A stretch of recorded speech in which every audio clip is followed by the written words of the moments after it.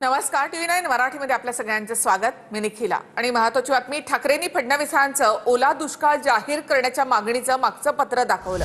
ठाकरे मुख्यमंत्री असताना फडणवीसांनी ओला दुष्काळ जाहीर करण्यासंदर्भात पत्र दिलं होतं, तर काही साखर सम्राट भाजपत गेले, कर्जावर थक हमी मिळवली असा टोला उद्धव ठाकरे यांनी लगावला.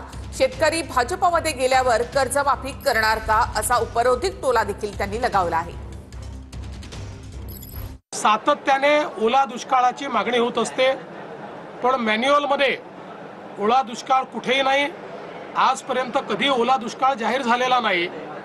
तथापि आम्ही हा निर्णय घेतला की ज्यावेळी दुष्काळ पडतो त्यावेळी ज्या ज्या उपाययोजना आणि सवलती आपण देतो त्या सगळ्या सवलती आता यालाही, म्हणजे दुष्काळ तर त्याला टंचाई म्हणतो आपण, तशाच प्रकारची दुष्काळी टंचाई पडली आहे असं समजून त्या सगळ्या सवलती याही वेळी लागू करण्याचा निर्णय हा राज्याच्या मंत्रिमंडळाने घेतलेला आहे.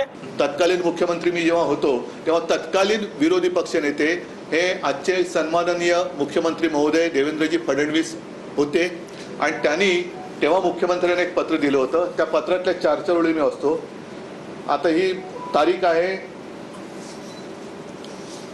16 ऑक्टोबर 20 आणि परतीच्या पावसाने मराठवाडा, पश्चिम महाराष्ट्र आणि विदर्भातील अनेक जिल्ह्यांमध्ये झालेल्या प्रचंड नुकसानीबाबत आता तरी केवळ घोषणा न करता तातडीने थेट मदत देण्याबाबत.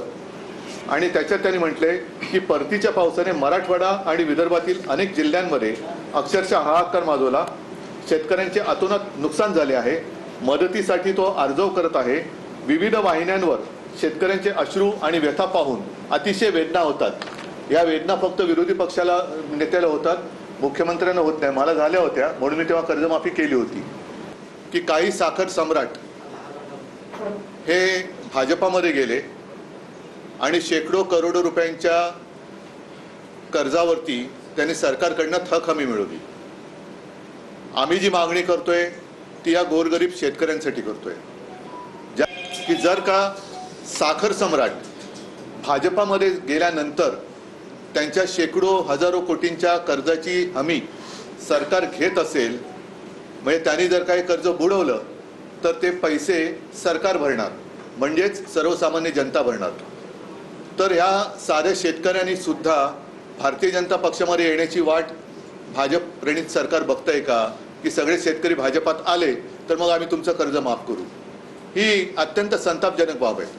पण ही कपात शेतकऱ्यांसाठीच आहे, म्हणजे खड्ड्यात गेलेले शेतकरी त्याला आणखीन खड्ड्यात घातलं तर त्याच्यात गैर काय, अशी या सरकारची धारणा झालेली आहे.